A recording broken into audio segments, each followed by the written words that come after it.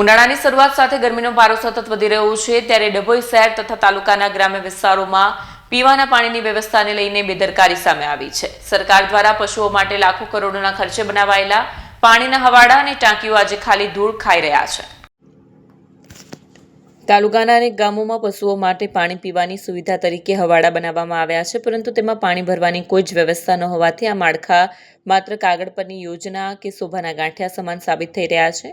તંત્ર અને ગ્રામ પંચાયતોની ઉદાસીનતાના કારણે રખડતા ઢોર અને અબોલ પશુઓ કાળઝાળ ગરમીમાં પાણીની શોધમાં આમ તેમ ભટકી રહ્યા છે. સ્થાનિકોમાં એવી પણ ચર્ચા છે કે કેટલીક સેવાભાવી સંસ્થાઓ માત્ર સોશિયલ મીડિયામાં ફોટા પડાવવા પૂરતી સેવા કરે છે.